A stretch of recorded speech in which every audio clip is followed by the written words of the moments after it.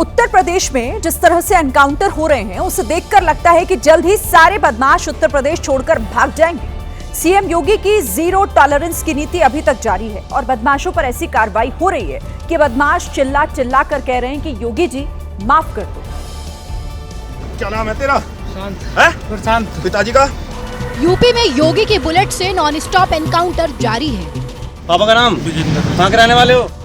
Greater Noida में हुए encounter के बाद दोनों बदमाश ठीक से चल नहीं पा रहे हैं। इनकी बंदूकें और मोटरसाइकिल तो जमीन पर पड़ी हैं। इन बदमाशों ने 2 लोगों की हत्या कर दी थी, लेकिन जब पुलिस से इनका सामना हुआ तो इनकी अकड़ निकल गई। सिकंदराबाद। अपराधियों पर एनकाउंटर की गाज फिरोजाबाद में नाबालिग लड़की से रेप के आरोपी सहरोज खान पर भी गिरी और सहरोज खान का भी यही हश्र हुआ। अभियुक्त के कब्जे से 1 तमंचा 315 बोर और 2 खोखा 1 जिंदा कारतूस बरामद हुआ। उन्नाव पुलिस ने तो चाकूबाज को मुठभेड़ के बाद दबोच लिया। उत्तराखंड के केदारनाथ धाम में अचानक से मौसम ने करवट ले ली है। तापमान धड़ाम से गिरा क्योंकि पिछले कई घंटों से यहां लगातार भारी बर्फबारी हो रही है और इस बर्फबारी से पूरे केदारनाथ में पहाड़ों पर बर्फ का बेहद खूबसूरत श्रृंगार नजर आ रहा है। ऐसा लग रहा है जैसे बाबा केदार के धाम को सफेद चादर में लपेट दिया हो। बर्फबारी इस बार करीब 10 दिन देरी से हुई, लेकिन इतनी ज्यादा हुई कि साथ में कड़ाके की ठंड लेकर आई है। तापमान -15 डिग्री तक लुढ़क गया और सब कुछ जम गया। तापमान काफी नीचे गिर चुका है और लगभग -15 डिग्री के आसपास यहाँ पर तापमान है।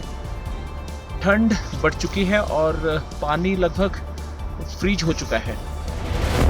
जोरदार ठंड से पुनर्निर्माण के काम पर भी असर पड़ा है।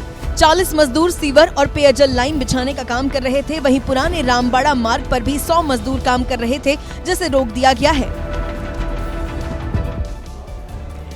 अगर आप भी कुछ मिनट का समय बचाने के लिए रॉन्ग साइड गाड़ी चलाते हैं तो जरा सावधान हो जाइए, क्योंकि अगर आपने रॉन्ग साइड गाड़ी चलाई तो आपका चालान तो कटेगा ही, साथ ही आपके खिलाफ एफआईआर भी दर्ज होगी। क्योंकि देश की राजधानी दिल्ली में रॉन्ग साइड गाड़ी चलाने वाले एक कार ड्राइवर के खिलाफ एफआईआर दर्ज हुई है। दिल्ली पुलिस के मुताबिक कैंट इलाके में एक कार ड्राइवर रॉन्ग साइड में गाड़ी चला रहा था, जिसकी वजह से लोगों को काफी दिक्कतें हुई। दिल्ली पुलिस ने इस मामले को गंभीरता से लेते हुए कार ड्राइवर के खिलाफ बीएनएस की धारा 281 के तहत एफआईआर दर्ज की है। आपको यहाँ ये भी बता दूं कि दिल्ली ही नहीं, देश में ये पहली एफआईआर है जो रॉन्ग साइड गाड़ी चलाने पर दर्ज की गई। ट्रैफिक नियमों के मुताबिक रॉन्ग साइड गाड़ी चलाते हुए पकड़े जाने पर 1000 रुपए का जुर्माना और 6 महीने तक की जेल हो सकती है। लखनऊ के केजीएमयू में लव जिहाद के आरोप में फरार डॉक्टर रमीज पर पुलिस ने 50,000 रुपए का इनाम घोषित कर दिया। रमीज पर पहली पत्नी का जबरन धर्म परिवर्तन करवाया गया था। इस मामले में उसकी संपत्ति कुर्क करने की तैयारी है। इसी मामले में लखनऊ पुलिस ने 5 जनवरी को आरोपी डॉक्टर रमीजुद्दीन नायक के माता-पिता को गिरफ्तार कर लिया, क्योंकि डॉक्टर के माता-पिता भी सह आरोपी थे। पुलिस का कहना है कि महिला डॉक्टर से जबरदस्ती निकाह कराने में माता-पिता ने भी रमीज की मदद की थी। यही नहीं, पहली पत्नी के धर्मांतरण में भी माता-पिता की भूमिका थी, इसीलिए उन्हें गिरफ्तार किया गया। केजीएमयू में लव जिहाद का आरोपी डॉक्टर फिलहाल फरार है। पिछले दिनों उसके खिलाफ प्रदर्शन भी किया गया था, जिसके बाद पुलिस ने आरोपी डॉक्टर के ऊपर 50,000 का इनाम रख दिया है। तो दूसरी ओर पिछले हफ्ते केजीएमयू प्रशासन ने अपने परिसर में एक नोटिस लगा दिया, जिसमें जबरन धर्मांतरण करवाने वालों के खिलाफ शिकायत की अपील की गई थी।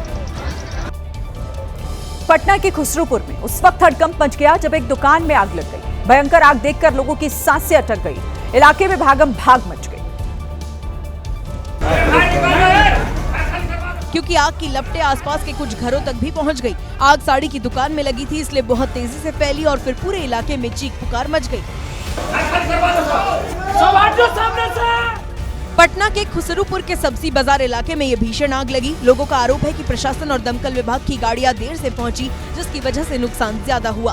प्रशासन अभी तक नहीं आया है। देखिए पूरा भयंकर आग लग चुका है। कोई फायर ब्रिगेड नहीं है, कोई सरकारी सुविधा नहीं है।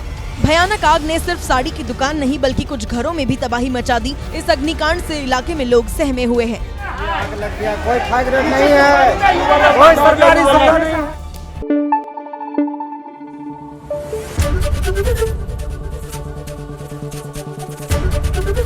एबीपी न्यूज आपको रखे आगे।